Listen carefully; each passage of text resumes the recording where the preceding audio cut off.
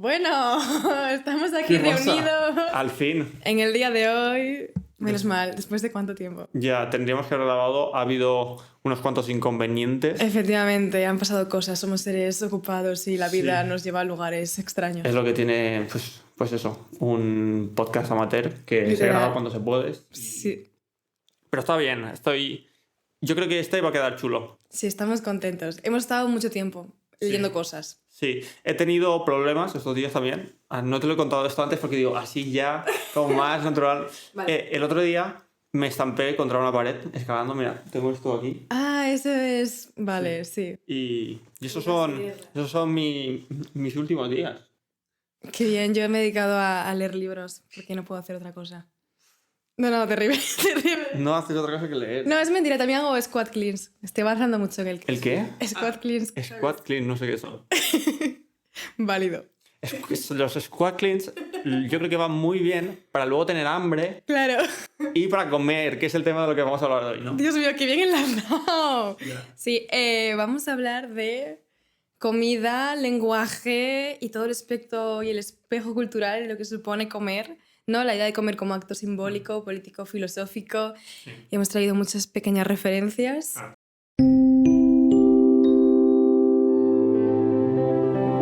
Bienvenidos al No Lugar. Un espacio entre el pensamiento y la intemperie. Con Irea Bolaño y Pere Fullano.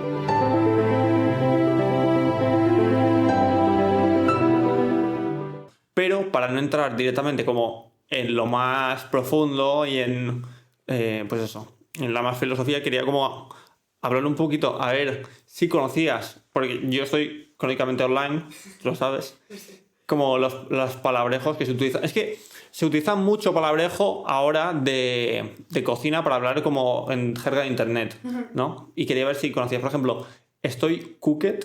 ¿Sabes lo que es? Sí, eso es como que estoy como hasta arriba de cosas, estoy como... Cooked no, yo creo que sería más estoy jodido. Vale, pues eso.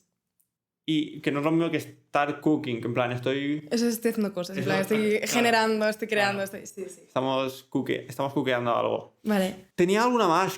¿Hay alguna más que te acuerdes? Yo... La verdad es que tendría que haberlo apuntado, pero había más como... Todo esto lo estuve investigando. Sí, lo de devorar. Ah, coño, claro, devorar, es verdad. Sirvió, devoró y no dejó migas. Todo esto viene, la mayoría de inglés americano, es mucho de la cultura del ballroom de Nueva York, de todas estas como identidades queer, como que bailaban tal, y mucho ese lenguaje, y también como del inglés...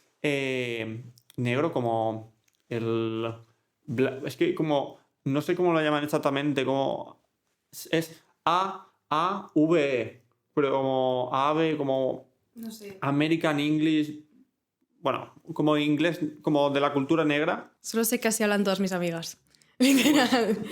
Viene mucho de como la gente luego se lo apropia y tal, pero viene mucho de la cultura negra y del ballroom, sobre todo. Pero bueno, más allá de eso, vamos a hablar, y voy a empezar, hablando de, cómo no, el inicio, hablando de Platón, ¿no? Espérate, que lo tengo por aquí. Literalmente iniciamos por el inicio. Sí, iniciamos por el inicio, el inicio más canónico de la historia, ¿no?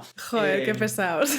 Pesados. Bueno, Platón, Diálogos, esta edición, me gustaba sacarlo, porque tiene pues el mítico diálogo del banquete, que en el banquete no se habla tanto como tal de la comida, pero sí que es verdad que esta edición tiene un prólogo que me gustó bastante y nos da como un contexto bastante útil para entender la importancia del comer, ¿no? Pues aquí aparece el banquete como un lugar donde lo privado y lo público se entrelazan, ¿no? Se pasa de un acto íntimo que se hace por necesidad a un lujo que es más comunitario. Además, representa un reconocimiento del otro como un igual, ¿no? Una señal de máxima libertad, de plena ciudadanía.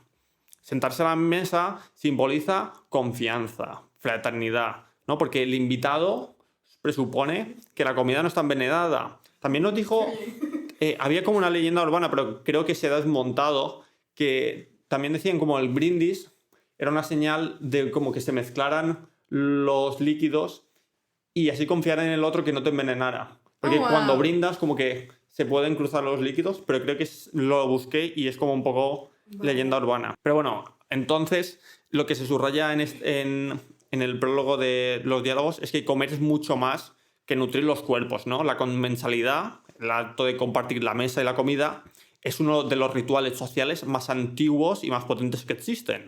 Claro, de hecho, la función principal de comer en grupo es estrechar las relaciones entre los miembros de una familia, de un grupo social, de amigos, comunidad.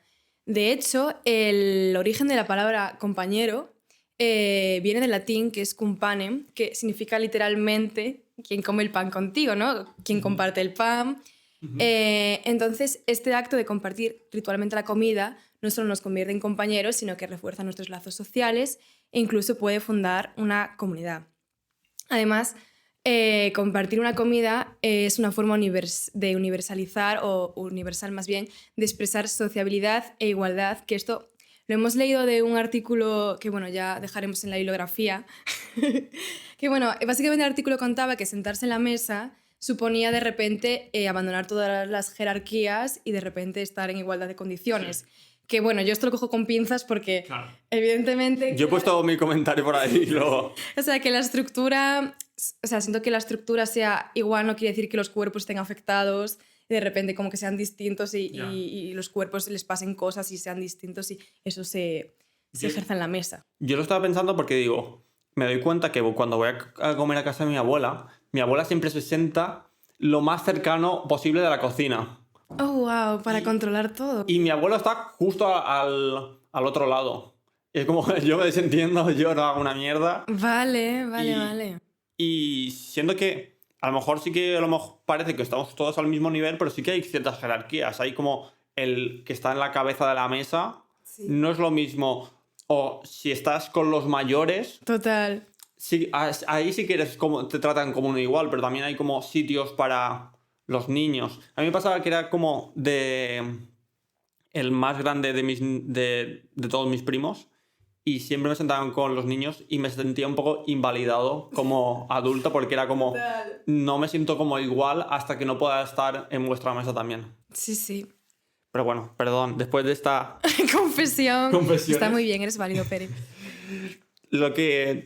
La forma en que comemos lo elegimos comer y con quién lo hacemos es un verdadero sistema de comunicación, ¿no? Es decir, la alimentación no es solo un conjunto de productos estudiables por nutricionistas, no, es un conjunto también de signos, un conjunto de imágenes. Es decir, que consideramos bueno, prohibido, o festivo o malo, ¿no? Toda esta demonización que se hace muchas veces de ciertas comidas. Exacto. Luego, los protocolos de uso, situaciones y comportamiento, ¿no? De qué manera tenemos que comportarnos, cómo hay que comer ciertas cosas. Porque si no, ya como se te puede mirar de cierta manera mal. Hay cierto ritualidad, ¿no? A ti te hacían de pequeño como aprender a comer bien. Sí, claro. Pero a mí como que me torturaron. No, pero muy estrictamente, claro, sí. Sí, de siéntate recto. Mi padre, bueno, un saludo a mi padre, le quiero muchísimo. Pero como que recuerdo que yo tenía como 8 años y me decía, ponte recta, los codos. Yo comía con los codos así. Y me decía, los codos pegados al cuerpo. Yo ponía como las manos por debajo de la mesa. Sí. Y que es malo. Sí. Y puedo entender hasta cierto punto como que comer con la boca abierta es desagradable. Sí. Pero hay ciertas cosas como ya muy fuertes. Yo qué sé, también hay incluso como cosas de esoterismo, ¿no? Como gente que da mala suerte y cosas que tampoco se pueden hacer. Por ejemplo, el pan no se podía dar de mano en mano y era como también había que tratarlo de ciertas maneras. Oh, wow. Eso más antiguamente, ahora ya no tanto. O la sal no se puede dar en mano tampoco. Porque... Pues en mi familia no se puede dar la sal en mano, se tiene que dejar de encima de la mesa y luego se coge. ¡Ostras! Porque da mala suerte si no. La cosa, que cuando elegimos y preferimos ciertos alimentos, no estamos eligiendo solo estos alimentos, ¿no? Las personas afirman su personalidad y a la vez se identifican con ciertos grupos sociales y ciertas identidades. Nuestra dieta, nuestras costumbres alimentarias también son, por lo tanto, una poderosa declaración de quiénes somos y a qué grupos pertenecemos. Aquí también me gustaría enseñar esta obra, que no sabía muy bien dónde meterla y que me gusta mucho, que se llama The Rituals of Eatings, de la arquitecta Sarah Wigglesworth. Vamos a ver si la podemos poner en post. Bueno, es como una imagen que me gusta mucho porque es como representa este ritual de movimientos durante la comida. Está este microcosmos caóticos que solo se genera durante las buenas cenas, ¿no? Como te vas a hablar con uno a un lado, te vas para el otro, como... Está, no sé, es bonito. ¿Qué te parece? A mí me parece súper chulo. Estaría chulo imprimirlo. De hecho, siento como que esto para las comidas de Navidad que vienen ahora en breves, pues es muy representativo, ¿no? Sí. En plan... Bueno, ya hablaremos de familias y comidas en Navidad y tal. Temón, temón. Ya, la que se viene. De hecho, justamente, hablando de familia, en el libro de La familia es a la mesa, que es súper interesante, habla sobre cómo la familia se identifica en torno a las comidas, ¿no? Recuerdo que había o sea, como que el crío, que es el protagonista, bueno, donde se centra la novela, como que tenía como sobrepeso y los padres estaban muy preocupados por ello y como que hacían comentarios y le designaban ciertas maneras de actuar en la mesa y de comer ciertas cosas y justo como que la ingesta de alimentos se asociaba con la afirmación de la personalidad individual de cada personaje dentro de la novela. Y también se hablaba mucho de la vergüenza que supone comer, ¿no? Que recuerdo que esto lo di en una maravillosa asignatura que tuve con un señor llamado Eduardo Pérez Rasilla, que le mando un saludo desde aquí. Ojalá me escuche, Dios, te imaginas. porque yo le amo, él me cambió la vida literal. Y justo leímos esta novela y hablaba de que el comer es el único acto fisiológico que hacemos como en público y en comunidad, ¿no? Porque, por ejemplo, pues no vas al baño en comunidad, por lo que sea. Bueno, depende. Depende porque en los baños del Sonorama que estuve este año había para los hombres como los típicos meaderos. Ah, bueno, sí. Que era un poco... Es un poco raro, sí. Yo cuando voy borracho no tengo problema, pero sí que me parece como... Pues mear como mirando a los ojos al del frente puede ser un poco violento. Puede ser un poco violento. A mí me parece extraño. Es extraño. Yo no lo hago, pero bueno. Total, que él hablaba mucho de que nosotros sublimamos en el acto de comer, ¿no? Que desde la vergüenza que supone comer, ¿no? Porque al final te manchas, te ensucias, ¿no? Lo típico de... Yo recuerdo muchas amigas que me contaban, Dios, tengo una primera cita en un restaurante, tengo que comer, ¿qué va a pasar si me pega una celga en el diente? ¿O qué va a pasar? Un paluego. Claro, si me mancho, ¿no? Tengo ahí un manchurrón, qué vergüenza, ¿no? Entonces, la sociedad ha tenido que elevar la ingesta a rito para sublimarlo, ¿no? Para convertir un acto como muy primitivo, muy primario, en algo noble y con significado. Luego, Aristóteles, bueno, de repente, Aristóteles, bueno. La pregunta, entonces, ¿por qué comer juntos sigue siendo tan importante? Bueno, Aristóteles identificó los hábitos alimentarios del hombre como una de las piedras angulares de la civilización, ¿no? Es decir, una de las dos actividades que ponen de manifiesto la naturaleza excelsa y bárbara del hombre. La importancia de la alimentación para la condición humana es evidente para todos, es decir, es algo esencial, ¿no? Por lo que sea. ¿Qué importancia tiene el comer desde la perspectiva de la religión? Los filósofos de la antigüedad y el modo de vida tradicional. Desde la cena religiosa hasta la comida familiar, el sentido de comunidad y socialización corre por las venas de los hábitos alimentarios culturales.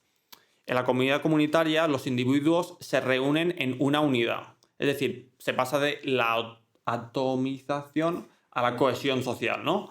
Es decir, hace 50 años, por no hablar de 100, habría sido inconcebible que una familia no tuviera establecida una cierta hora para cenar. Hoy, en cambio, es común que las familias hayan perdido esa importancia, ¿no? De la comida familiar. Ya cada miembro, aislado y individualizado, come según su propio horario. También esto refleja esta creciente atomización, incluso en lugares donde, aunque sea superficialmente, parece que exista una unidad que ofrezca esta ilusión de cohesión y unidad. Incluso estuvimos leyendo como un enlace de pediatría, ¿no? Como que subrayaba la importancia de la comida en familia, ¿no? Porque pues tanto al habla como buenos hábitos alimenticios y todo eso, que es también bastante cuestionable. Sí, sí.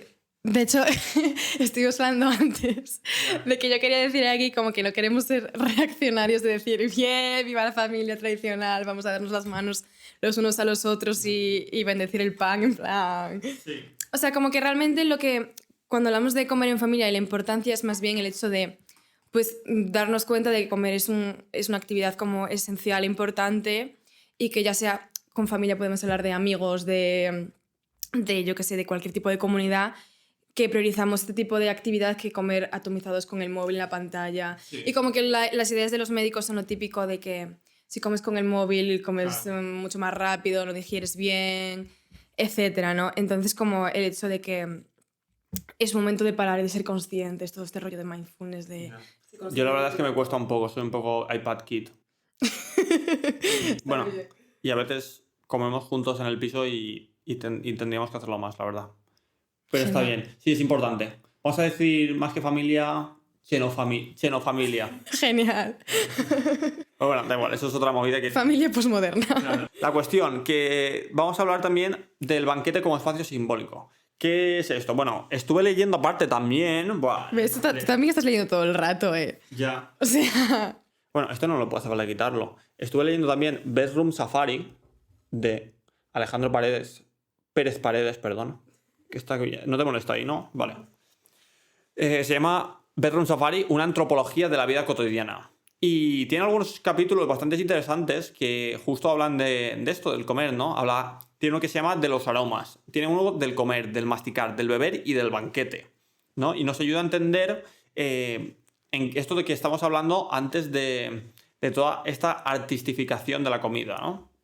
Es decir, tiene el capítulo en concreto que se llama del banquete, nos habla de este paso del banquete medieval al banquete burgués, ¿no? Es decir, en el banquete medieval, más típico, yo creo que la gente tiene un imaginario bastante compartido de lo que suponía, ¿no? Se servía la comida de golpe, con cantidades abundantes, de manera como más primitiva, ¿no? Para saciar el hambre, y que el comer con las manos no estaba tan mal visto, ¿no? Si, yo qué sé, te imaginas una película de Disney, lo más típico, cuando hay como los reyes medievales como... Sí, con el pollo. Sí, ¿no? Como es lo típico, una pata de pollo, ¿no?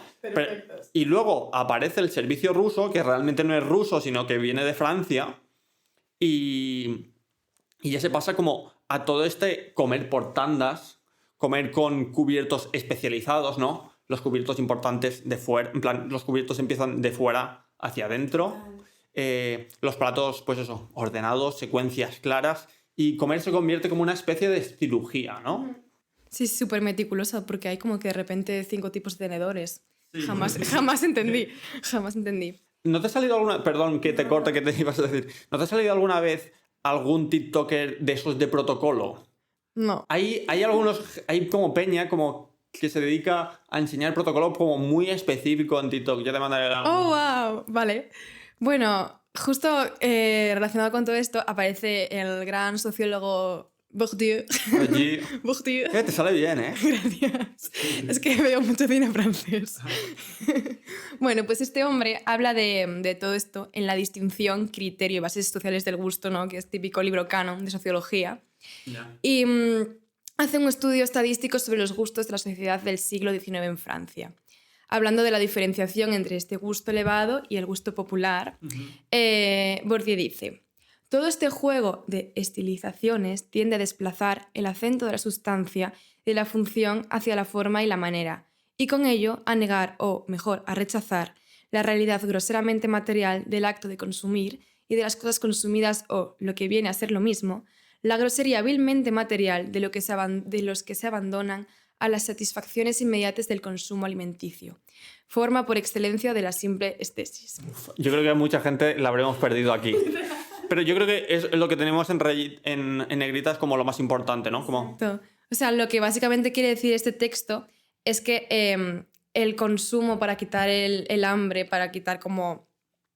sí, la necesidad básica de tener hambre, se entiende como algo bajo y vulgar, ¿no? Y que lo importante ahora es la sensación, la experiencia estética, ¿no? Por eso todo este Claro. rollo de las cantidades pequeñas y refinadas y justamente como la cantidad de restaurantes gourmets que de repente se te dan como platos minúsculos, que la función no es alimentarte. Ya lo contaré después porque vi The Menu, Vale. pero hay justo ejemplos claros de esto.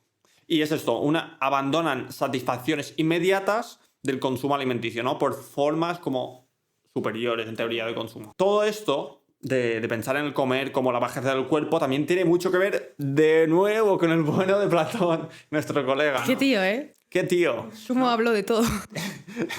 Bueno, porque para alguien como él, como que creía en la trascendencia del alma, todas las apetencias del cuerpo, ya sea la gula, el líbido más así... Hot.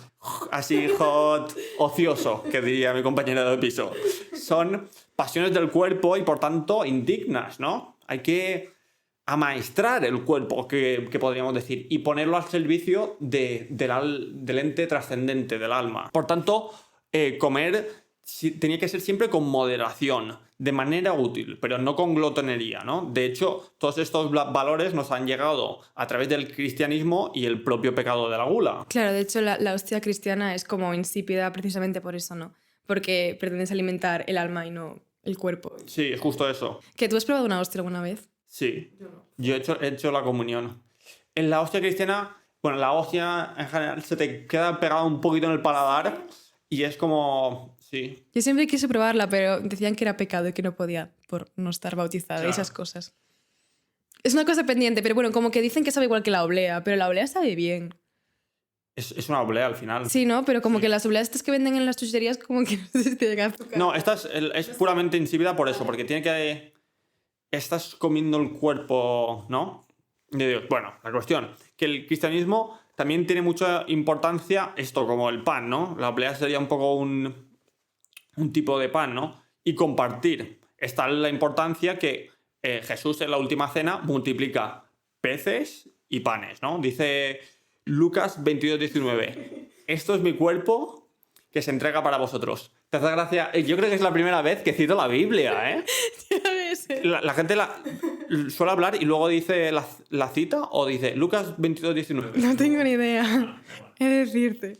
La cuestión es que el pan tiene un simbolismo muy fuerte, ¿no? El pan acompaña todas las comidas, al menos como en la tradición más española, yo creo, en general, en todas las casas siempre hay como el pan acompañando. En mi casa al menos siempre es como, mi padre come pan con cualquier cosa. En mi casa igual, en mis abuelas, mis padres, en plan... Es increíble, o sea, incluso decían, ¿de verdad que no quieres pan? Ya, Y yo, no. ¿Por Pan. qué? Encima, el pan es barato, el pan es humilde, el pan es la comida de Jesús, el pan es la comida del pueblo, ¿no? Como que tiene un componente muy importante también, incluso en los rezos, el Padre Nuestro dice, danos hoy Nuestro pan de cada día. nuestro pan de cada día, ¿no? No dice, dame el pan, danos hoy nuestro, ¿no? Como el de todos, ¿no? Pedimos como comunidad, pues, alimentación, ¿no? Como, pues eso, que es importante a nivel religioso. Más allá de viejos atisbos de pan y gluten, tenemos la sociedad moderna. ¿Cómo hilo, eh? Bueno, ahora que tenemos una sociedad como más atomizada, seguimos buscando poder compartir, ¿no? Lo que decíamos antes, no comer, pues yo qué sé, con las pantallas. ¿Qué pasa? No son pocos los vídeos que se popularizan de gente que come enfrente de las cámaras y luego son reconocidos como mukbang, es decir, toda esta peña que se graba comiendo, ¿no? Mukbang... Una pregunta, perdón. Eso sería también el... Sabía que ibas a decir eso. El pibe este, ¿cómo se llama? El peldaños, ¿no es eso? Es que no sé si sería como tal, puede ser que sea como el formato rápido del mukbang. Vale, o sea, estos son personas como que están en vídeos de YouTube Sí. comiendo como... Sí, yo creo que se hicieron muy famosos durante la cuarentena, sobre todo. Vale. Pero sí, son como gente comiendo, suelen ser más vídeos de YouTube, pero yo creo que podría ser como un derivado. Vale, ¿y conoces a Dori? Dori no. Vale, es que es de mi pueblo. Y se dedica... Ah, vale, sí, pero aquí... sí. ¿Sabes? Sí, vale, pues es de Ribadeo. Vale. Sí. Pues sí, podría serlo. Vale. Pero viene más bien de Corea, ¿no? Ya que mukja, no sé si lo pronuncio bien, mukja significa comer, ¿no? Y bangsong, retransmitir. Así, mukbang querría decir retransmitir el comer frente a la cámara, ¿no? Y hay muchos creadores que son virales haciendo esto. No sé si te suena el caso como más paradigmático, que es un chico que se llama Nicocado Avocado. No. ¿No te suena? Luego te enseño algo. Pero qué nombre, tío, qué divertido. Es un nombre curioso. Bueno, pues es un youtuber que empezó haciendo esto y vio que tenía como más viralidad haciendo como ciertos retos, ¿no? De comer grandes cantidades de comida basura. Y lo que más angustiada es como que se le ve sufriendo en cierta manera, haciendo lo que sea por tal de conseguir números, ¿no? Y aquí es donde creo que hay que tener un poco de cuidado, ¿no? No es el rollo de que le jodan a la comida basura, pero una dieta sana. No, No somos esos. no somos eso, en plan, no estoy demonizando la comida basura, sino enseñando hasta qué punto es capaz de llegar el ser humano solo por conseguir fama y dinero. Y además, ya no solo él, sino en qué punto nos deja a nosotros que estamos consumiendo este contenido, ¿no? Es un poco el rollo de la sociedad del espectáculo, como el juego, los juegos del hambre, como que estamos dispuestos a ver con tal de entretenernos. Total. Y bueno, cambiando literalmente de tema, porque De tercio para que esté un poco alineado. esto lo íbamos a traer pues de la mano de que íbamos a sacar este episodio en Halloween. Dios. No ocurrió. De hecho, pasó, bueno, un mes más tarde, bueno, la vida.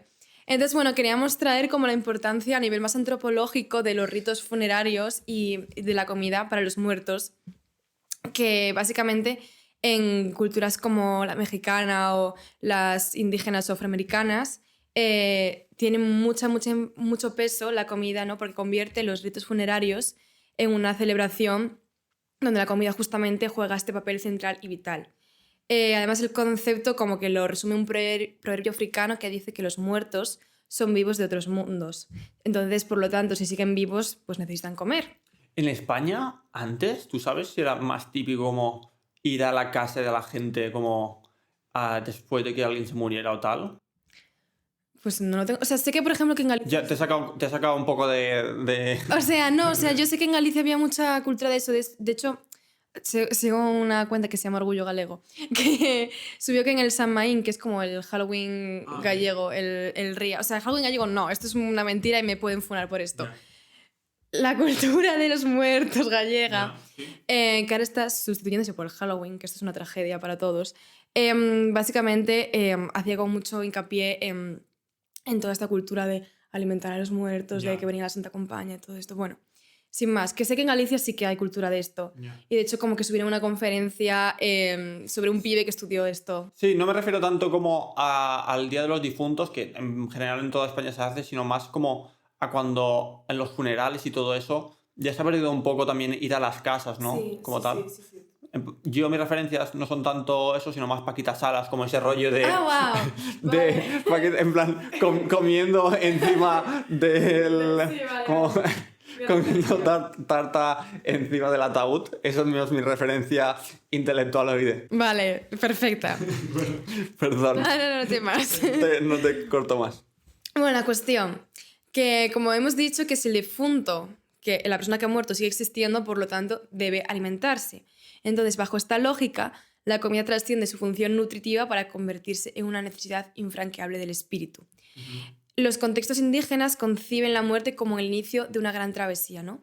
Y el más allá se transforma en el mundo de la comida para el viaje. De ahí justamente surge el concepto central de alimentar al muerto, un acto que implica tanto la ingesta física y simbólica por parte de los parientes, de los deudos, como la nutrición física y espiritual de los antepasados a través de la ofrenda. Entonces, además de alimentar al muerto de esta manera simbólica mediante la ofrenda, también los rituales fúnebres son momentos de conmoción profunda que paradójicamente actúan como una renovación social, ¿no? El fallecimiento de un miembro, por lo que sea, en estas culturas, es un evento de índole colectiva y plural que reconvoca el linaje, la familia y toda la comunidad para reunir, reencontrar y reafirmar los lazos. Claro, eso es lo que me refería yo, que en España yo creo que se ha perdido un poco Sí. y que ya no hay tanto pues eso, la comunidad en torno a la muerte, ¿no? Yo he de decir que creo que esto depende un poco de si eres de pueblo o de ciudad. Porque en mi pequeño pueblo, cuando muere alguien, allí va todo el mundo. O sea, mi abuela va a... Ya, eso es verdad, sí, mi pueblo también. a velatorios de gente que vivió un día. O sea, es como lo típico de... Es un poco raro también eso, ¿no? Lo típico de... Murió Pepa de Calzada. ¿Quién es esa? Pues, ¿sabes quién es esa? Sí, hola. ¿Quién? Hoy sería planazo, familia. Hoy... Oh, ¿sabes cómo? Uf, esto también es muy fuerte. En Mallorca, bueno, mi abuela, cuando se va a la funeraria... No, bueno, yo un día lo dijo y me quedé, ¿qué estás diciendo? No dice, tengo que ir a la funeraria. Dice, ay, que llegamos tarde, tengo que ir al muerto. Pero como ir al muerto, digo, ¿cómo se...? Como ir, en plan, no ir a la funeraria, sino ir al muerto. Es fuerte. Literalmente, ella fue a ver al muerto, a estar en el muerto. Increíble. No, pero que es como, y le preguntéis, no es como algo suyo, es como ir al muerto. Como lugar, el muerto como lugar, qué fuerte. Eso pues se utiliza mucho en Mallorca, se ve. Qué fuerte.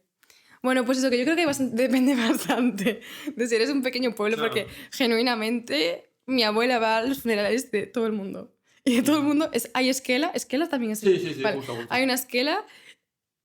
Mi abuela le suena el nombre, va. Y ahí se junta todo el pueblo. ¿Sabes lo que te digo? Sí. Que yo creo que... Porque en las ciudades yo no sé cómo funciona esto. Claro, pero no hay ese comer, no hay ese... No, eso es tal. totalmente cierto. De hecho, hubo como ahí habéis ido como problemas de que se cerraron ciertos bares de ciertas funerarias y tal. Vi unas noticias hace tiempo, bueno, no sé. Oh, wow. Vale. Anyways, La cuestión que en estas culturas sí que el acto de la comensalía, ¿no? El comer y beber juntos, se convierte en este ritual que sella la unión. No solo se requiere la comida para compartir con los acompañantes en señal de hospitalidad y solidaridad, sino que el consumo de los alimentos es vital para los vivos porque se supone que repone la energía física y emocional gastada en el duelo.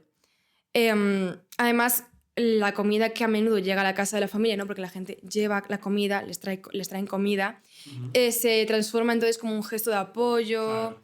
de mira, he pensado en ti, te traigo esta maravillosa, no sé, sopa. Entonces se transforma el dolor individual en un proceso de reconocimiento y de sostenimiento colectivo. Claro, por eso es lo que yo decía, como que a lo mejor sí se va a la funeraria, pero luego no hay como apoyo comunitario, como que se lleva Total. mucho por dentro. Además, como es curioso, porque en las bodas sí que regalas cosas, ¿no? Y en la comunión, pero en la muerte, o sea, no quiero regalar porque no hay que... Bueno, no sé, pero sí como acompañar. Sí. Curioso. También tenía apuntado como aquí, en mis notas tal, que la comensalía, que es lo que llamas, también se habla mucho aunque me disperso un poco aquí, pero en un libro que se llama La mano izquierda de la oscuridad, de Ursula K. Le Guin, donde los gobiernos se organizan en comensalías y no hay como personas como tal que están gobernando. Los niños se como crían un poco solos, como a través de la comunidad, y las comunidades se llaman comensalías, ¿no? Lo tenía como así. Sí, como el poder controlador, y hay como ciertos paralelismos entre comunismo y comensalía en ese libro. Y es interesante. Anyways, os voy a contar también el caso que me ha preparado esta colega de México, porque ella ha sido como la especialista en todos estos temas, ¿no? En el caso de México se manifiesta espectacularmente en el Día de los Muertos, ¿no? Tenemos el 31 de octubre y el 2 de noviembre. La vida se organiza en esos momentos en torno a la muerte. La casa se convierte en el epicentro de la memoria, con los altares de los muertos, que por cierto no había visto ninguno hasta este año. ¿En serio? Sí, lo siento. No pasa nada. Pero son muy guays, ¿no? Y están como adornados con comida y bebida que el difunto amaba en vida, ¿no? Tienen pues moles, tortillas, tequila, pulque, cigarros, ¿no? Y el ritual está bastante claro. Hay que colocar el banquete para que el espíritu regrese, consuma la esencia de los alimentos y comunique a los vivos. Además, me he visto bastantes TikToks, siempre de gente que se quejaba que se está minimalizando, como se está como volviendo beige los altares que están haciendo como mexicanos. Como que solían ser de muchos colores y tal, y ahora como que este rollo como minimal, Sí. como chic, look. clean look y tal, pues también lo están como llevando a los altares. Y sí, hay muchos mexicanos que se quejan de esto. Bueno, lo importante es que simbólicamente la propia muerte es comestible, ¿no? Llevan calaveras de azúcar con nombres propios y los panes de muerto son consumidos ampliamente, convirtiendo el luto en un dulce tangible y un recuerdo. En África también tienen no algo similar, pero sí que algo relacionado, ¿no? Los ancestros tienen un papel fundamental de prodigar la vida y los alimentos a los sobrevivientes. Por ello, la comida acompaña permanentemente su culto. Tenemos el caso de Guinea-Bissau. Bissau, sí. Bueno, la ceremonia del chorro, que es un... El choro. Choro, ay, sí, chorro no, del choro. Dios, la ceremonia del chorro, joder.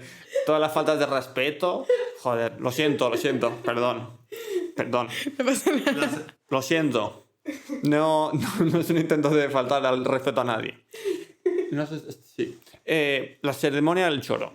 Ritual de muerte, ¿no? Entre los manyaco. Ya ahora me siento observado cada vez que digo un término raro.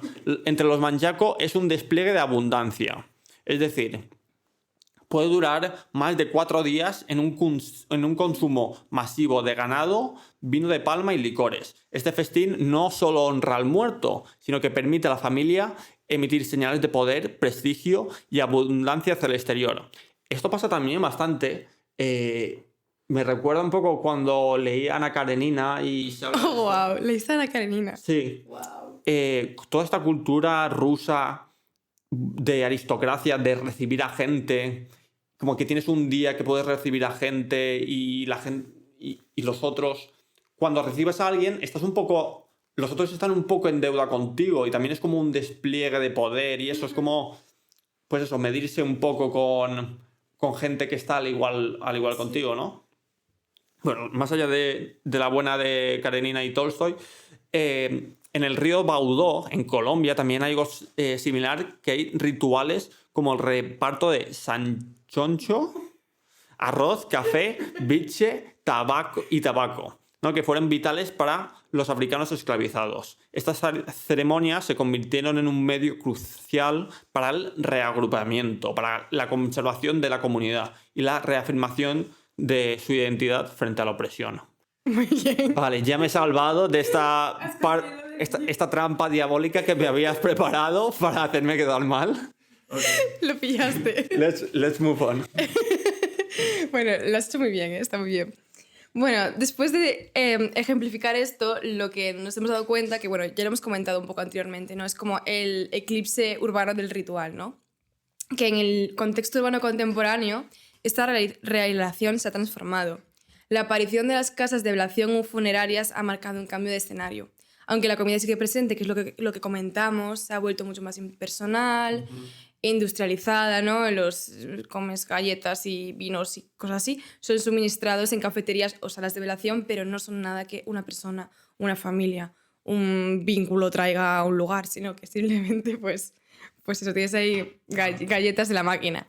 Entonces, este cambio ha erosionado el vínculo personal, familiar y de colectividad que se experimentaba cuando la comunidad se reunía a cocinar y a comer en la casa del difunto, donde cada plato era un sentido particular de apoyo y ayuda. Básicamente, en síntesis, a través de este consumo real y simbólico del alimento, los seres humanos construyen una narrativa ininterrumpida que liga la vida y la muerte. Los códigos culinarios se convierten en el lenguaje más íntimo de la identidad, la ancestralidad y la continuidad de la comunidad. Ha sido épico. Hemos dicho que no hacía falta parón y se ha parado justo cuando hemos dicho no hace falta parón. Bueno. Épicos. Anyways. Continuamos. Vamos a hablar ahora entonces de la comida y la literatura, ¿no? Exactamente. Vamos como a hacer un pequeño viaje entre como la primera vez que se utiliza la comida como espejo ético y estético que refleja la sociedad y tal, hasta la comida como metáfora. Entonces, empezamos con El hambre en la picaresca, que básicamente en este género literario la alimentación o la desesperación por su ausencia nunca es un mero detalle.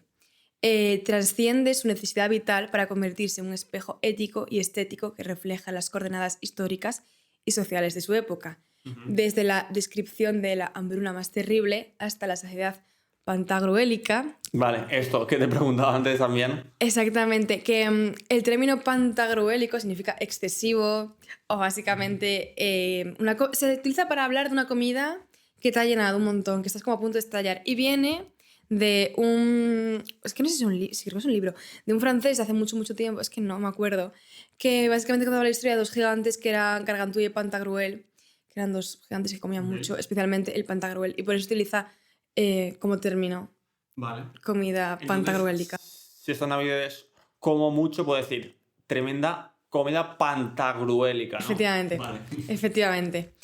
Entonces, básicamente, la comida está presente en todos los géneros literarios, utilizada con intenciones tan diversas como la crónica documental, la anécdota o la sátira grotesca. Las condiciones sociales y económicas se convierten así en el telón de fondo y a menudo en el argumento central de la obra. Todo esto lo hemos sacado de un ensayo que se llama Las cosas del comer, hambre y saciedad en la literatura, de una señora que se llama María Rosal Nadales, y está publicado en Espéculo, revista de estudios literarios. Ok. Entonces, lo que intenta explicar esta maravillosa mujer es que el acto de comer y la ausencia de alimento no son meros detalles, sino que son un dispositivo literario crucial que sirve como un espejo de la sociedad y un vehículo para la crítica y la expresión. Y justamente el género literario por excelencia que habla de esto es la iba a decir pitaresca. ¡Wow! La picaresca. La picaresca. La picaresca que vas a hablar tú.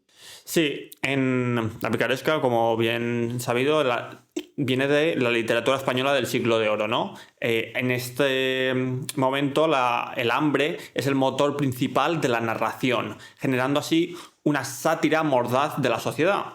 La novela picaresca convierte una lucha por el bocado en una epopeya de la miseria. Gran frase.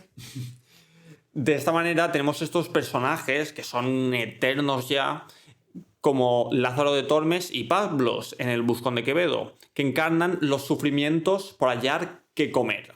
Lázaro debe agudizar todo su ingenio para robar un trozo de pan o una salchicha, sufriendo castigos brutales a cambio. Quevedo lleva el hambre a un extremo grotesco, ¿no? Para satirizar la miseria de su tiempo. En El Buscón, al escribir el alojamiento del Domine Cabra... O Domine la cabra. La cabra Domine... Exacto. El narrador subraya la terrible pobreza al señalar que allí no había ni gatos. ¿Y por qué es tan terrible? Bueno, porque ni siquiera sobraban restos para que estos animales vivieran, ¿no? Sugiriendo así con una especie de humor negro que en esta época hasta los gatos, hasta las ratas podían servir de alimento. Esta miseria también contrasta con la hipocresía social. Personajes como el escudero, que es uno de los amos que tiene Lázaro, en el Lazarillo, prefieren morir de inanición antes que perder su honor y aparentar pobreza, ¿no? Como es este tío, no sé si te acuerdas, sí, como que es muy altivo, con la cabeza alta y tal, y luego no tiene ni un duro. No, pues prefiere que su estómago ruja antes que manchar su imagen. Llega a decir que el altar es de los puercos, ¿no? Forzando a Lázaro a compartir la comida que éste mendiga. Y también, hablando de la comida como metáfora del cuerpo, el deseo y el poder, hemos leído un ensayo que gira en torno a la idea de la comida como extensión de la persona misma, ¿no? Que es como todo esto que hemos hablado de que la comida puede configurar identidades, de lo que comemos, de cómo nos relacionamos con la comida, pues puede formar parte de la persona. Entonces, comer no es solo nutrirse, sino que es una manera de existir, de decir quién se es, cuando las palabras no bastan, un día más con los límites del lenguaje. ¿Qué decir? ¿Qué tema? ¿Qué tema? Entonces, a través de los alimentos, los cuerpos y las identidades, pues se construyen tanto biológicamente como psicológicamente y como socialmente. Somos en gran parte lo que elegimos incorporar, ¿no? Es como la tesis de este ensayo. Es muy guay, me gusta mucho lo que vas a contar. Además, la comida funciona como un espacio de negociación de la identidad, un campo donde se libran luchas de poder, tanto políticas como económicas, como históricas y de género. No hace falta más que pensar en imágenes cotidianas de los hombres devorando chuletones y las mujeres comiendo ensaladas. Este tema ahí me molesta un montón porque es un tema que yo he vivido mucho cuando era cría, de ver como las típicas comidas... Bueno, esto lo haremos luego con el tema del magueiros, pero lo típico de los señores comiendo en sus parrilladas la ternera y luego las madres de las criaturas comiendo su tomate y su lechuga, esto yo lo he vivido muchísimo. Terror.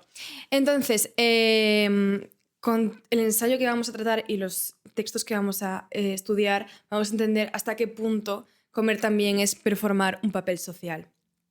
Y es precisamente lo que estos relatos que vamos a traer a continuación, uno de la magnífica Rosario Castellanos y otra de Silvina Ocampo, han explorado cómo la comida puede hablar del cuerpo, del deseo y de la frustración mejor que cualquier palabra. Entonces, tenemos el primer relato, que es de Rosario Castellanos y se llama Lección de cocina. Entonces, en este relato, doña Castellanos presenta a una mujer culta, lúcida, muy espabilada, muy lista, que además como que dice una frase en alemán en medio del libro, en plan, además no ni la traduce, creo que dice algo así como la comida, o sea, como que las mujeres a la cocina, no sé, bueno. Como que Kirschkuchen. ¿Por qué lo sabes? Pero porque es como una frase tradicional. Sí, es ¿no? Como suya, es como hijo, Claro, hijo sí. como Kirche, que es cocina, Kirche iglesia, creo algo. Sí, algo así. Kirche, como iglesia, cocina y hijos y kinder, ¿no? Sí. Kirschkuchen, kinder. Kirschkuchen, kinder. ¡Wow! ¿Cómo se nota que has estado en Erasmus en esos lugares, No sé hablar mucho alemán, pero... Pues de eso me sí, acuerdo. o sea, ella decía esa frase en medio del relato y no te lo traducen ni nada. Entonces, como que eso, Espérate que arranco. La protagonista es una mujer culta, lúcida, llena de referencias literarias y filosóficas, que sin embargo le ha tocado, sorpresa para todos, estar atrapada en un lugar llamado la cocina. Entonces, el relato es brutal porque tiene como un monólogo interior súper desordenado, que se va como revelando la distancia entre su intelecto y la domesticidad que la asfixia.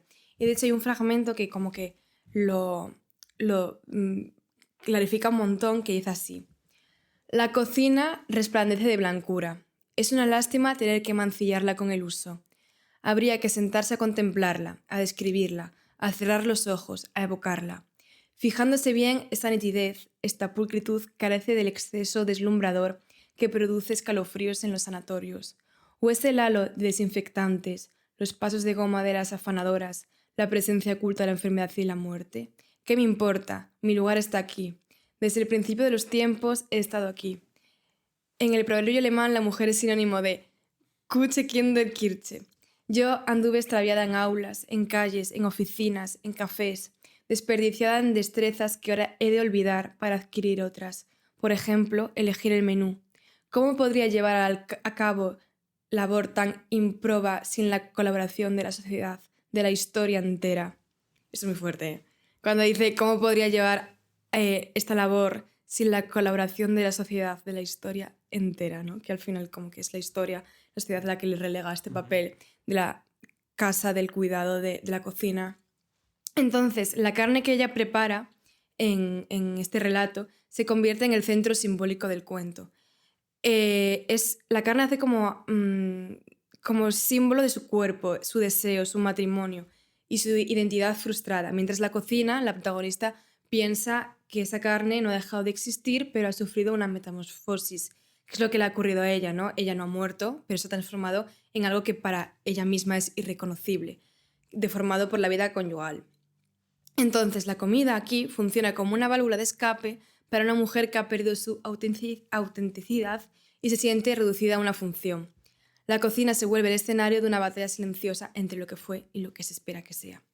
Y otro fragmento que lo representa muy bien. ¿Quieres que lea yo? Porque te toca un buen rato, ¿eh? Luego tienes que hacer una chapa espectacular de LS. Ya. Bueno, no, sigue, tranqui. Pero si luego quieres que lea algo, me dices, Vale. ¿eh? Joder. Pues dice, ¿y ahora qué? A esta carne su mamá no le enseñó que era carne y que debería de comportarse con conducta. Se enrosca igual que una charamusca. Además, yo no sé de dónde puede seguir sacando tanto humo si ya apagué la estufa hace siglos. Claro, claro, doctora Corazón. Lo que procede ahora es abrir la ventana, conectar el purificador de aire para que no huela nada cuando venga mi marido. Y yo saldría muy mona a recibirlo a la puerta, con mi mejor vestido, mi mejor sonrisa y mi más cordial invitación a comer fuera. Ese me gusta más. Sí, es bastante espectacular, ¿no? Y al final ella se hace una equiparación con la carne, ¿no? Claro. Es- Conectar el purificador de aire para que no huela nada cuando venga mi marido. Así es. Y también otro relato que ilustra mucho cómo la comida se puede utilizar como metáfora del cuerpo, metáfora del deseo, es un relato de Silvina Ocampo llamado Los amantes, que se sitúa en otro registro pero comparte el mismo lenguaje simbólico. En el relato de Silvina, que no hemos podido coger fragmentos porque tenía que... O sea, es como que el texto estaba en páginas académicas, que había que acceder de manera extraña, entonces lo pude leer. Sí, o sea, como que lo pude leer cuando tenía como una free trial de una semana. Eres el chocas ahora.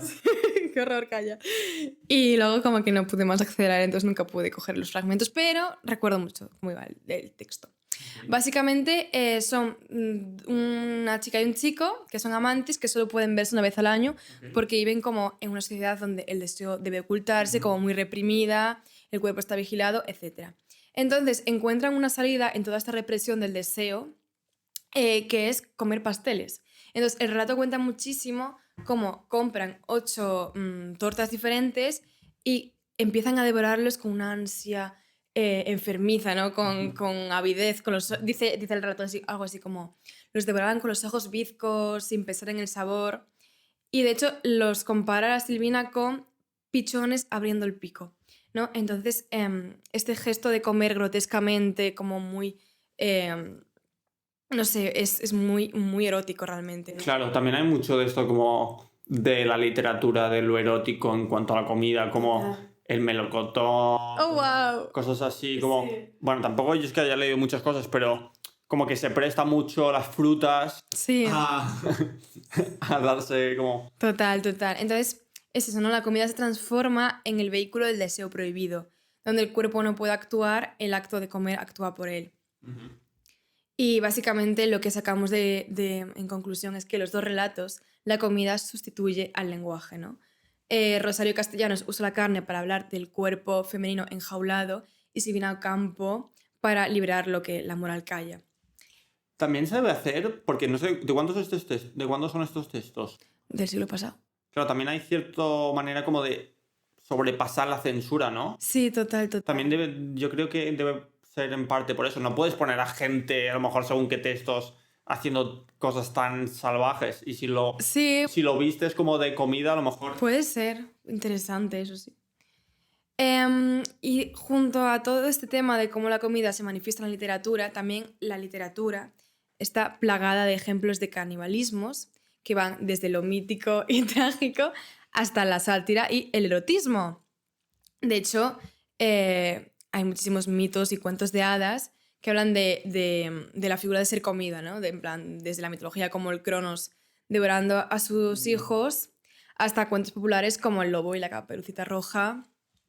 Bueno, y a la abuela también. Coño, no había pensado en eso, claro, sí. Efectivamente. Y luego también tenemos un concepto en sí mismo, que es como la cocina de la maldad, o así lo he titulado yo, que son básicamente arquetipos femeninos malvados, Dios mío, malvados como las madrastras, ¿no? La de Blancanieves pidiendo el corazón crudo, o las brujas como Baba Yaga que quiere comerse a Basilisa, que estas exigen carne humana, ¿no?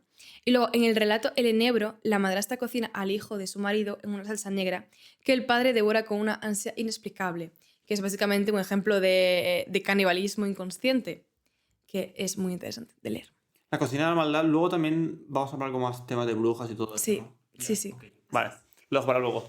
Entonces, ¿qué coño es canibalismo, no? La palabra canibalismo deriva de Caribe. Es decir, lo que los europeos utilizaron para referirse a los pueblos de las Antillas, que según se decían, practicaban el consumo de la carne humana. Así, el canibalismo se formó y se utilizó como una excusa para exacerbar ese colonialismo. Es decir, aunque existieran ciertas partes que se pudiera ejecutar cierto canibalismo, era un poco también como una exacerbación del otro, como un bárbaro, ¿no? Como era ese relato de la civilización europea contra la barbarie caníbal, ¿no? Como que se noten las comillas, porque no es tanto lo que pasó como tal, sino el relato que se contaba para justificar todo eso. Y entonces, más allá de la etimología, habría que también pensar por qué nos parece... Claro, esto te lo planteé a ti cuando lo grabamos. ¿Por qué te parece que puede ser malo comer comida humana, ¿no? Es decir, si una comida humana estuviera producida en laboratorio, también sería raro comerla, ¿no? De hecho, este recelo hacia comer comida humana está muy presente en el lenguaje y en ciertos idiomas hay una marcada distinción entre la carne que se come y la carne que uno es. Por ejemplo, si vamos al inglés, la palabra meat designa la carne como alimento, mientras que flesh, como ¿cómo es? Blood and flesh, como estar en persona, ¿no? Flesh se reserva para la carne viva, la materia del cuerpo, aquello que sufre, siente y sangra. Nadie diría human meat, ¿no? Es como algo raro. En cambio, se habla mucho de human flesh, ¿no? De hecho, mira, aquí lo que te decía antes, ¿no? Expresiones cotidianas como in the flesh, ¿no? En carne y hueso. Aluden a la presencia viva del cuerpo y no a su comestibilidad. Y lo mismo ocurre también en francés, donde, no sé si tú podrás, ¿sabes cómo pronunciar esto, no? Bueno, No te creas. donde viand nombra la carne muerta, la que se compra o se cocina, mientras que Cher, la cantante Chair, no, refleja a la carne viva, vulnerable, encarnada, como una resonancia como espiritual, ¿no? También hay... este tema tengo a cantar, ¿eh? También hay... Madre mía, lo que se viene. Tus amigos. Bueno. Hay toda la corriente de iluminados y libre pensadores que tienen esta idea de volver a lo natural, ¿no? Referentes. A extremos bastante particulares. Por ejemplo, hay toda esta movida de la gente que ahora se come la placenta después de dar a luz. No estoy seguro, pero creo que J. Pelirrojo fue uno de ellos y el que lo hizo segurísimo, que me suena haberlo visto por ahí, es Eva Luna, la pareja de Camilo. ¿Sabes quién es, no? No. ¿No sabes quién es Camilo? Camilo es el de bigote, ¿no? Sí. El pibe este que... Sí, es como las canciones favoritas de las señoras de 50 años. Pues Camilo se comió su placenta. ¿En serio? Sí. Bueno, no la su placenta, sino... La de su mujer. La de su mujer con su hijo. Hostia, por favor. Es una movida muy rara. Esto explicaría por qué saca canciones tan de mierda, ¿eh? Claro. Bueno, entonces, ¿de dónde viene todo esto, no? Todos estos gestos forman parte de una nueva moda así New Age, que podríamos decir, que pretende reconectar con la naturaleza, pero que a menudo lo hace desde un lugar más simbólico que racional. Lo vemos en los real foodies, seguro que te ha salido alguno, ¿no? Toda esa estética de comida ancestral, ¿no? Que circula por redes. Gente que se filma comiendo así como unas tablas grandes de alimentos crudos, como dispuestos, casi como un ritual, ¿no? Tienen como un par de huevos, un par de tomates y 2 filetes, como Vale, pero... cosas muy simples. ¿Se comen los filetes crudos? No, yo he visto como... Pero como muy básico, vale. como tablas grandes y como tomate, por un lado, nada de mezclar, como tomate, un montón, a lo mejor 7 huevos y 2 filetes, ¿no? Vale. Como si ese acto de comer nos pudiera devolver esa pureza más humana, más natural perdida, ¿no? También tiene que ver mucho con esta gente que quiere ir descalza, como conectar con la energía del suelo y todo este rollo, ¿no? De hecho, a lo mejor te han salido pues gente que hacen todas estas cosas, que hacen como una performance primitivista de la nutrición. De hecho, en el mismo espíritu y en el mismo rollo salió también hace unas semanas ya el Marcos Llorente, el futbolista, no sé si lo viste. Sí, sí, sí. Con todo este rollo también de no hace falta crema solar. Bueno, Cáncer de piel. otras ocurrencias de las luces y tal. De las luces. Sí, como que él tiene solo luces rojas en su casa, que lleva siempre unas gafas como medio amarillas.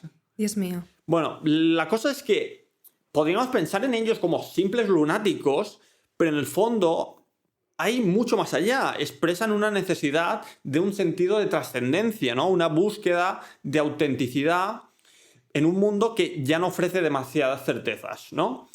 Y este libro, que trae mucho esto, es una fantasía. Yo es que estoy enamorado de Caja Negra últimamente, y es Tecnosis. Mito, magia y misticismo en la era de la información. Eso es una barbaridad. No habla en concreto de estos ejemplos que he puesto, pero podrían aparecer perfectamente en una reedición. Lo que habla es un poco de esto, ¿no? De cómo el avance tecnológico podría parecer que tendría que hacer desaparecer el misticismo, y no es así. Mediante la tecnología somos capaces de desencantar el mundo, ¿no? Ya no hace falta el dios Ra, porque tenemos maneras de explicar por qué sale el sol. Pero realmente no. Nos damos cuenta que la tecnología nos da más incertidumbre de la que nos quita. Es decir, detrás de... No sé si se ha entendido esto. Como que el avance de la tecnología podría parecer que desencanta al mundo, cuando realmente no hace, como la complejidad de la tecnología hace que lo entendamos todavía menos, ¿no? Como una tecnología tan avanzada es casi indistinguible de la magia, que de eso también se habla bastante, ¿no?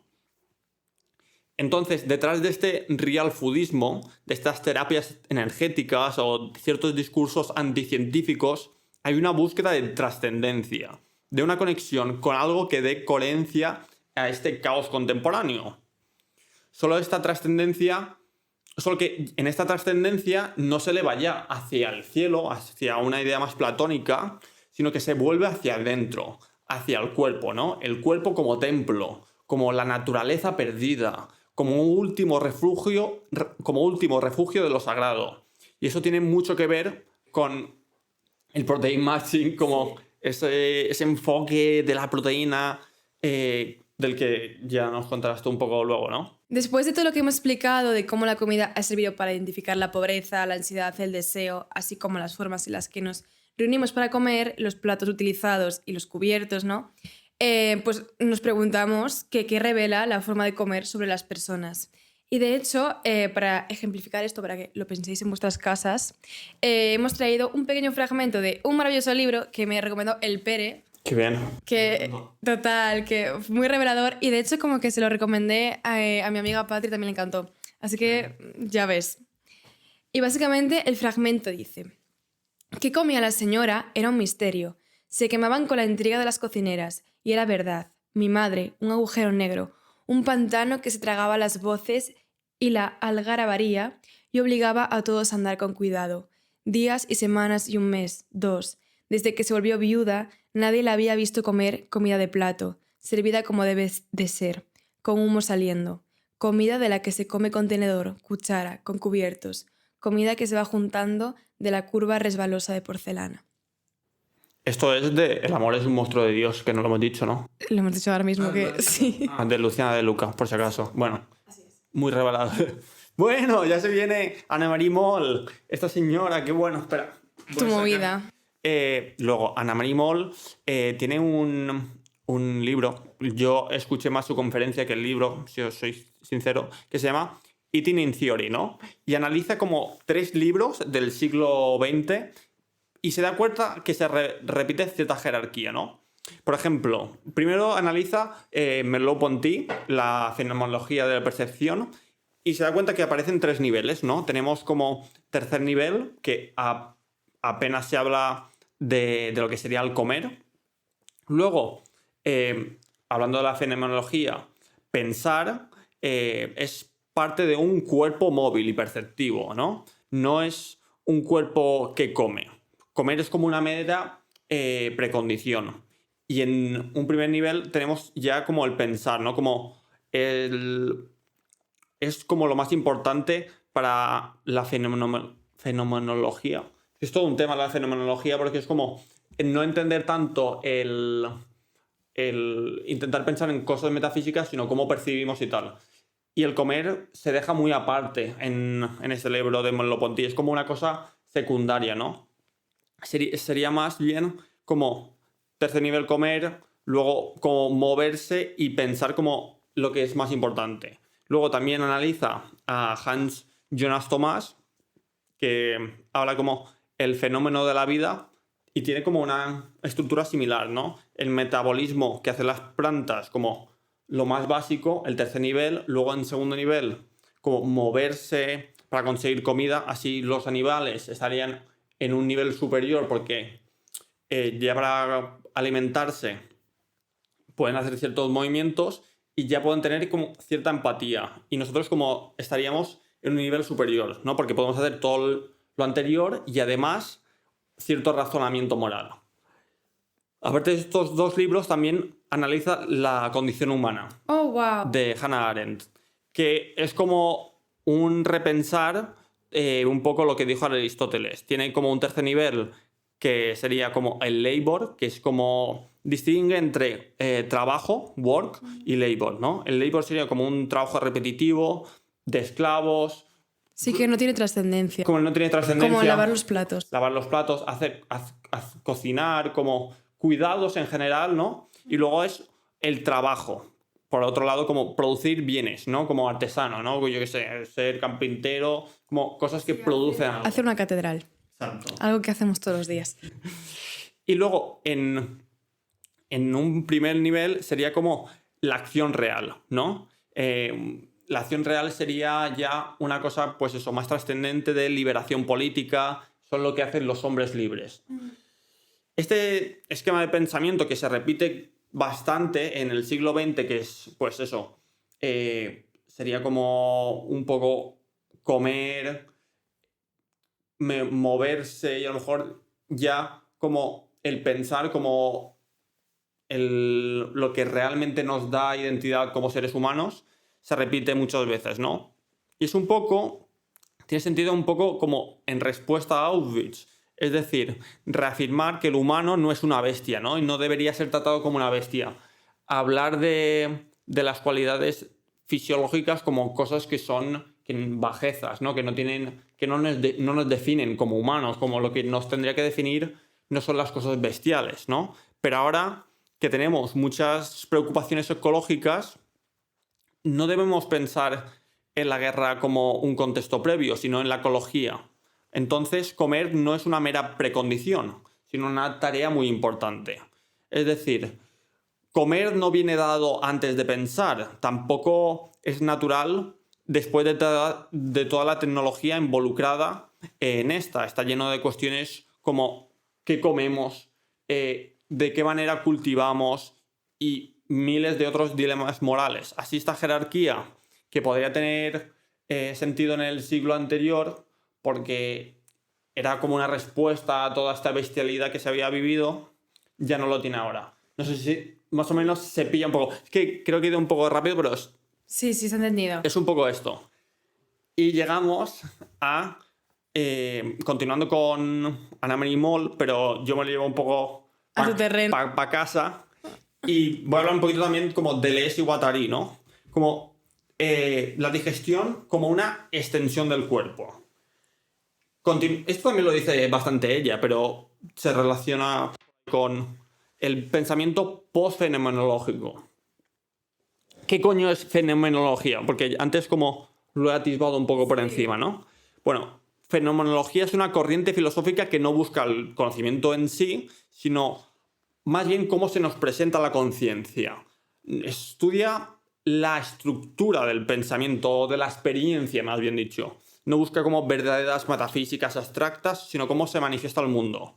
Y rechaza, eso es muy típico, lo hemos hablado miles de veces, ¿no? Como la diferencia entre sujeto y objeto, mente y cuerpo, ¿no?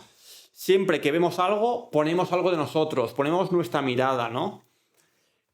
Por tanto, los post-fenomenológicos, aparte de todo esto, también tendrán en cuenta cómo esta experiencia está mediada por la tecnología. Por tanto, la fenomenología clásica se centraría en el sujeto, La posfenomenología diría, no hay percepción humana pura, sino que toda experiencia está mediada por la tecnología, por la técnica, materialmente, ¿no? ¿Cómo toda esta experiencia mediada por la técnica se influencia al comer? Pues es bastante claro en la cocina, ¿no? Así, cocinando, externalizamos fuera del cuerpo procesos biológicos y perceptivos. Uno de los ejemplos, no tengo el libro aquí, pero también es un libro que me fascina, otro de caja negra, Vaya. que es Mentes Paralelas de Laura Tripaldi.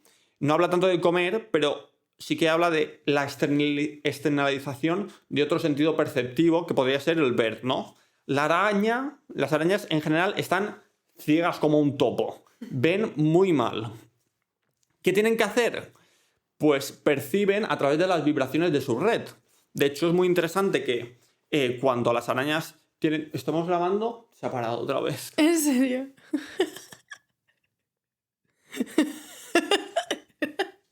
Entonces, volviendo a la araña. Es muy interesante que las arañas, como no ven, tienen que percibir a través de las vibraciones.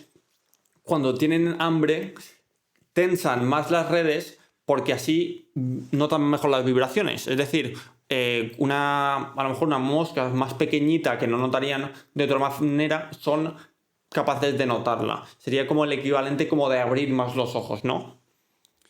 Y con la comida pasa algo, con la comida y la digestión pasa algo similar cuando cocinamos.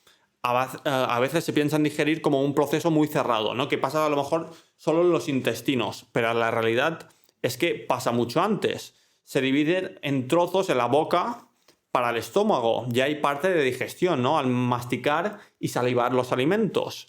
Incluso si vamos un poco más allá, cortar los alimentos con un cuchillo y tenedor, también facilitamos masticar, esta digestión.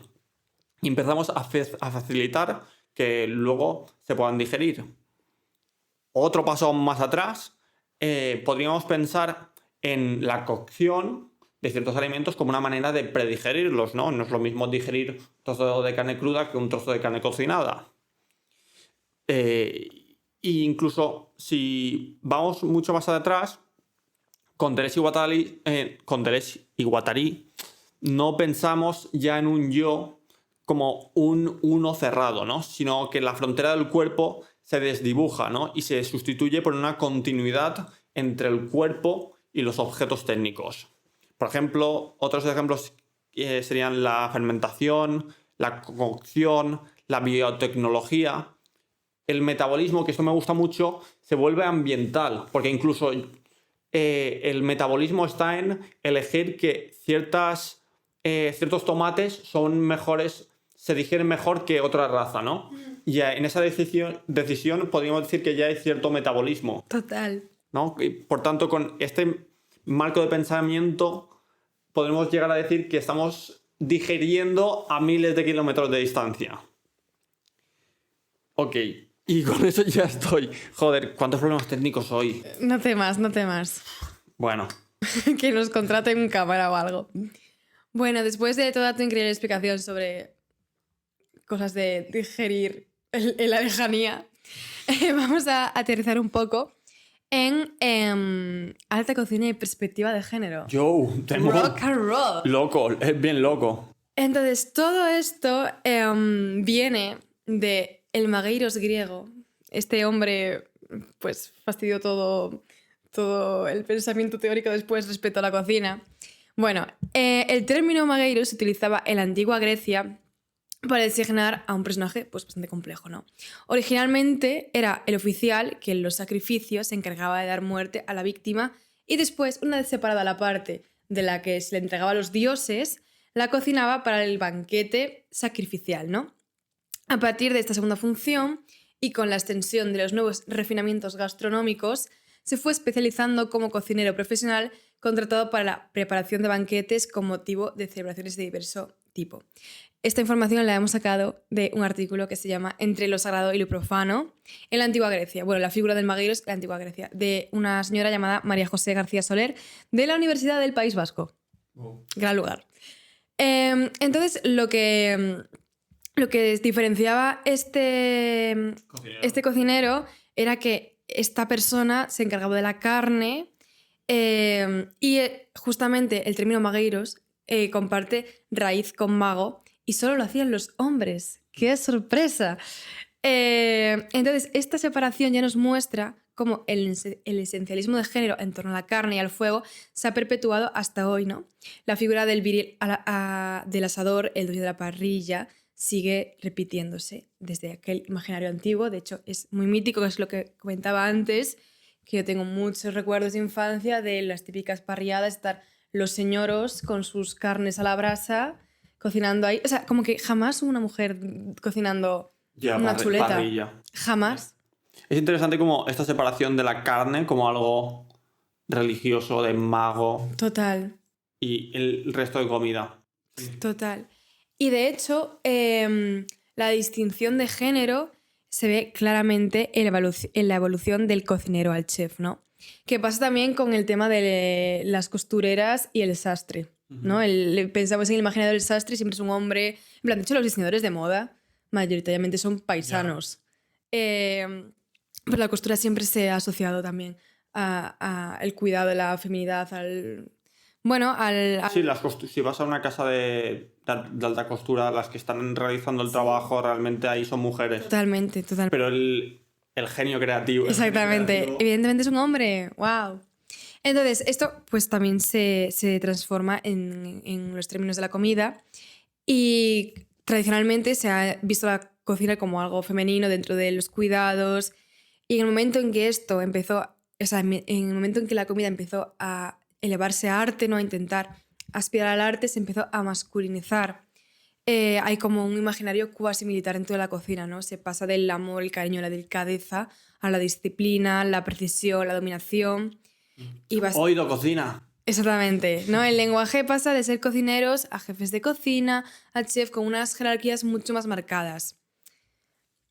Sí, además, esta transformación masculinizada pasa por un intento de convertir la gastronomía en arte. Ya hicieron como un episodio, Punzadas Sonoras, sobre artista y artesano, que me gusta mucho, y como muchas veces se dibuja esta frontera, ¿no? Tradicionalmente, los sentidos privilegiados para el arte han sido los apoteósicos. ¿Apoteósicos? Sí, apoteósicos. La vista y el oído. ¿Por qué? Porque son aquellos que nos permiten percibir a cierta distancia. En cambio, los sentidos peripatéticos, el tacto, el olfato y el gusto, son los que se precisa cierta cercanía. Y es esta cercanía... No, perdón, es la distancia, justo lo contrario, lo que permite que esta percepción sea objetiva. Más allá de lo que hemos dicho antes ya, de que toda mirada conlleva una subjetividad. Pero bueno, uno puede ver exactamente, en teoría, lo que veo yo, pero nunca puede comer lo mismo que como yo, ¿no? Es por eso, justo por ese motivo por el que la gastronomía nunca ha sido un arte como tal. Así nos damos cuenta que todo intento de convertir la cocina en arte se hace muchas veces intentando incluir estos sentidos privilegiados. Es decir, se pone especial atención en la manera en la que se ve la comida, ¿no? En cómo miramos y cómo se cuenta también a través del oído. Intenten cómo hacer como un lenguaje poético de los platos, ¿no? Muchas veces. También, para hablar un poco de esto y volver a lo que hablamos de Bourdieu, no. Bourdieu, sí, del Bourdieu, perdón. Me vi una película que es bastante mala, que se llama... Bueno, está bien, es The Menu. Dilo, soy cinéfilo, sé decir, no, es mala. The Menu estaba bien, estaba bien. Pero bueno, tiene muchos ejemplos de esto que son interesantes, ¿no? Como una breve sinopsis, The Menu es como un grupo de personas bastante excéntricas que pagan un dineral para ir a comer a uno de los mejores restaurantes del mundo, ¿no? Con un chef que es bastante excéntrico también. Y van pasando como una serie de cosas un tanto raras, que no quiero contar porque siento como que se destroza un poco la película. Pero básicamente habla de todos los tópicos que hemos mencionado antes, ¿no? La cocina está totalmente militarizada. Los cocineros viven en unos barracones fríos, ninguno disfruta. Yo, de hecho, al principio digo, esta gente son robots, porque es como gente muy fría, muy calculadora, ¿no? También se habla un poco de este rechazo del consumo grosero material del que ya habíamos hablado antes con Bourdieu, ¿no? De hecho, el chef dice: no coman, degusten, saboreen, deleítense, aprecien cada bocado que introduzcan en su boca, sean conscientes, pero no coman, ¿no? Es pues otra vez todo esto de antes. Además, otro ejemplo claro también es que sirven otro plato que se llama acompañamientos no acompañados. Son como unas salsas para untar, pero sin pan. De hecho, hay como todo un conflicto dentro de la película de gente que pide pan, en plan. Y el cocinero dice: no me da la gana No way. dar pan. Y es como otra vez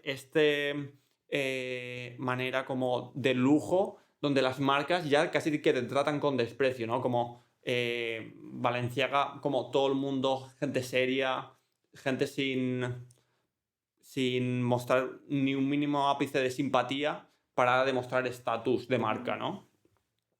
Otra de las cosas que queríamos hablar, que también tiene mucho que ver con el comer, es el beber, ¿no? Porque uno de los principales ejemplos, volviendo un poquito a Platón, es el brindis, cuando se elogiaban a los presentes y se deseaban buenos augurios. El brindis era una invocación de los dioses en un sentido literal, mediante una belleza del discurso, de este espíritu colectivo, de este espíritu colectivo de jolgorio y festividad emanaban los dioses. Por tanto, podemos decir que todo banquete nace en cierta parte como un ritual, como un componente religioso.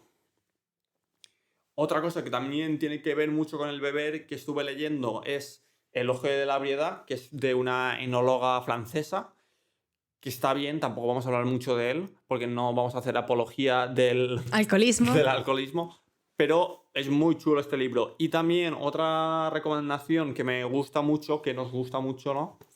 Es Book Like an Angel, que es una canción de Mitski. Y lo que recomendamos, que también mola mucho, es meterse en Genius, que es esta aplicación que te explica un poco el significado de las letras. Pues el primer párrafo de esta canción habla bastante del sentido del alcohol que ha tenido dentro de la vida de Mitski y pues eso, lo que significa para ella, y es bastante crudo. Y además también hemos pensado en el acto de beber, ¿no? Como toda la construcción de género que hay detrás del alcohol y del beber, ¿no? De hecho, hay una larga tradición literaria en la que el vino no es solo bebida, sino transgresión. Porque tenemos que entender que el vino tiene una historia de goce prohibido desde el catolicismo. De hecho, en los siglos XII y XIII aparecían los cantos goliardescos. ¿Sabes? ¿Tú sabes lo que es eso? Ni idea. Vale. Es que yo lo di en música en segundo de la ESO porque tenía una profesora que era perfecta. Goliardescos. Goliardescos. Mari Carmen Cancelo, un saludo. Bueno, básicamente, ¿qué era esto de los cantos goliardescos, no? Bueno, pues eran unos... O sea, los ritos goliardescos, o mejor dicho, la cultura goliardesca, fueron una especie de contracultura medieval. Wow. Mis perfectos. Protagonizada por los goliardos. ¿Quién eran estos señores? Pues eran unos estudiantes, unos clérigos o monjes rebeldes que se burlaban de la iglesia, de la autoridad y de la moral sexual de su tiempo. Entonces, los goliardos vivían entre lo religioso y lo profano. Es decir, conocían el latín, las escrituras y los rituales litúrgicos, pero los parodiaban, un poco lo que hago yo, ¿no? Que estoy un poco en la caña, pero como que me voy siempre... Bueno. Aterrizada. Yo lo intento. No, de hecho soy muy crítica, te lo juro. Bueno, total, que estos señores en sus poemas y cantos, como los del Carmina Burana, que tienes que conocerlo fijo, en plan, que tiene... O sea, el Carmina Burana está en lo Fortuna. No voy a ponerme ahora a cantar, pero fijo que lo conoces. Bueno, pues celebraban el vino, el sexo, el juego, el cuerpo y la risa como formas de placer y de conocimiento. Además, el vino tenía un papel central porque funcionaba como símbolo de vida, placer y comunión pagana. Si en la misa el vino se transustancia en la sangre de Cristo, en los cantos goliardescos el vino se convierte en sangre del gozo terrenal. Wow. Sí, una especie de liturgia del cuerpo frente a la liturgia del alma. Y eso, que fijo que conoces el O Fortuna. En plan, es que es muy mítico. Te prometo que no me suena. Vale, yo bailé esa canción. Hay un vídeo en YouTube sobre ello. Así como dato. Bueno, ¿qué pasa con la cuestión del vino? Que en el momento en el que esto pasa por manos femeninas cambia de significado, ¿no? Lo que en los hombres es jolgorio y sabiduría sensorial, en las mujeres se vuelve vicio, decadencia o peligro moral. Siempre como que... Bueno, ha habido mucha cultura de que las mujeres no podían beber alcohol, mucha represión, etcétera, histórica, tal. Sin embargo, hay un personaje en nuestra tradición literaria que rompe la regla, que es la señora Celestina. ¿Te has leído? Perdón. No, está bien. ¿Te has leído a Celestina? No, ¿le he leído a Celestina? Puede ser. Es que, o sea, siento que la recordarías porque es épica. Creo que no, creo que he visto la película. Hay una película de la Creo que Celestina. sí, creo que la vi en el cole. Oh, wow, vale. Es que yo, o sea, para mí este libro cambió mi vida. ¿Sí? Sí, porque fue como mi primera introducción a la fascinación por la literatura clásica, ¿vale? Es que, o sea, dato rápido, yo cuando tenía 13 años en el colegio, o sea, como que el patio del colegio estaba evidentemente muy masculinizado, lo típico de que los niños estaban jugando al fútbol y era todo, literalmente, el campo, o sea, el patio era campo de fútbol. ¿Y qué pasaba? Que cuando llovía, el patio se hacía súper chiquito. Entonces yo subí a la biblioteca con mi amiga María, voy a hacer una mención, hola María. Y un día nos dio por leer La Celestina, parecía como el libro, estaba el libro en un estante y tenía como una portada súper simpática. Y nos poníamos a representar en los recreos La Celestina, en la biblioteca, porque además no había ni Dios, o sea, estábamos ella y yo en la biblioteca del colegio.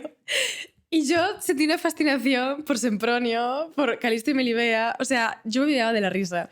En plan, fue un momento épico para mí. Y entonces como que tengo mucho apego a la Celestina, ¿vale? Ok. Entonces, esta señora, la Celestina, era una vieja astuta, marginal, y es el único personaje femenino al que se le permitía hablar del vino con conocimiento de causa, ¿no? Ella lo disfrutaba, lo clasificaba, lo saboreaba como experto. Y de hecho hay un pasaje brillante que presume de su paladar que os voy a leer. Y bueno, sí que es verdad que el uso que hace ella del vino es un poco cuestionable. Pero bueno, dice así. Que con 2 jarrillos de estos que beba, cuando me quiero acostar, no siento frío en toda la noche. De esto aforro todos mis vestidos. Cuando viene la Navidad, esto me calienta la sangre. Esto me sostiene continuo un ser. Esto me hace andar siempre alegre. Esto me para fresca. De esto vea yo sobrado en casa que nunca temeré el mal año. Un poco elogio de la ebriedad. Es el elogio de la verdad totalmente y absolutamente. No, quería, en cuanto a esto, también cuando lo leí, diría que es como un orgullo somático, ¿no? Como una mujer que reconoce su cuerpo, que se reconoce en el deseo, que reivindica su autoridad sensorial. Y esto, cuando hablamos de esto, me recordaba un poco a Lacan, ¿no? Como este rollo de... la autoridad que prohíbe el goce es en realidad la que produce, ¿no? Como el pequeño... no sé si es la petit A, porque siempre como el lenguaje lacaniano es una movida, pero al prohibir el vino a las mujeres, no, el patriarcado no elimina su deseo, sino que lo crea, ¿no? Cada vez que se prohíbe algo, nace cierto deseo de transgredir la norma, ¿no? Es decir, el derecho a gozar, a hacer del goce un objeto de transgresión y por tanto de deseo. Pasa igual con los discursos como muy puritanos contemporáneos. Es decir, cuando más se condena el placer, cuando más se patologiza el goce ajeno, más se lo consume en la sombra. Por ejemplo, pasa con los incels que predican pureza y castidad, que son los mismos que luego consumen OnlyFans y cosas de esas. Pasa también con derechos trans, como la gente que más consume pornografía trans son luego la gente que más como los que más lo condenan son los que luego también más consumen. Sí. Creo que Mia Skylar hablaba un poco de eso. Al final, la ley moral como que no extingue el deseo, sino como lo fetichiza, lo erotiza, ¿no? Por tanto, si la Celestina es la encarnación de la mujer que goza a pesar de la norma, ¿no? Martínez Toledano, por el otro lado, en el Corbacho, ¿qué es esto que Martínez Toledano en el Corbacho representa lo contrario, el intento histérico de controlarla. El autor dedica varias páginas a intentar idear remedios para que las mujeres aborrezcan el vino, ¿no? Hay como una obsesión casi cómica o trágica. Mezclar el vino con la azafétida, cocer anguilas, triturar piedras, secar flores al sol y añadirlas al líquido para que produzcan repugnancia. Wow. Detrás de esta química absurda hay como un propósito claro, como domesticar el cuerpo, hacer que rechace el placer, que sienta asco por lo que podría darle poder o autonomía. El resultado entonces es como un retrato perfecto de la lógica, de la lógica patriarcal del deseo. El resultado es entonces un retrato perfecto de la lógica patriarcal del deseo. Primero se prohíbe, luego se patologiza y finalmente se fetichiza, se erotiza lo prohibido. Y de mientras, las mujeres, como la Celestina, como tantas otras, beben. Beben porque el vino, como el goce, no se puede anular por decreto. Wow, yo he sobrevivido como he podido. Es que está siendo un episodio largo y denso, ¿eh? Madre mía, ¿cómo estamos? Y mira que hemos borrado parte. Total, y mira que luego hubo un momento cuando estábamos redactando el episodio que me dijiste, Irea, es corto, faltan cosas. Yo dije que era corto. Sí, me dijiste que era corto. Pero bueno, ya estamos llegando al final. Me da culpa. Estamos llegando... No, pero hemos tratado muchísimas cosas. Somos personas muy interesantes y muy amplias. Javi va a tener para cortes. Un abrazo, Javi. Un abrazo, Javi. Javi es el mejor. Javi es un gran ser que está literalmente haciendo... Javi es la piraña, es el... Es todo. Lo corta todo, hace tic-tac. Es al día... Es nuestro bolingo de los clips. Total. Un abrazo enorme. Literal. Habrá que mandarle una cesta de Navidad o algo. Sí, literal. A invitarlo a una cerveza, nos dijo. Genial. Bueno, pues ya para terminar vamos a hablar de algo más arraigado a nuestro tiempo, nuestra época, que viene a ser la cultura digital, el snacking y la productividad. También movida. Movidonch. Creo que esto también en parte lo hemos sacado de una chica que me gusta mucho, que se llama Anthropology de Internet, algo así como... Internet Anthropologist, algo así. Ah, wow. Vale. Perdón. No temas. Bueno, la cuestión es que vamos a hablar de la snackificación. Cómo comer sin pausa, ¿no? Básicamente, lo que ya todos sabemos, ¿no? Que vivimos en una época donde el tiempo se ha convertido en el bien más escaso. No porque falte, sino porque está colonizado. Colonizado por la productividad, por la autoexplotación disfrazada de eficiencia, por la exigencia de hacer más en menos. Comer, que antes fue un acto de pausa, de comunión o incluso de placer, se ha convertido en una interrupción incómoda del rendimiento. El cuerpo en este contexto deja de ser un espacio de experiencia para volverse una máquina que debe mantenerse funcional. La alimentación ya no responde al hambre, sino al cálculo. Proteínas para ganar músculo, barritas energéticas para no perder tiempo, batidos sustitutivos para no cocinar.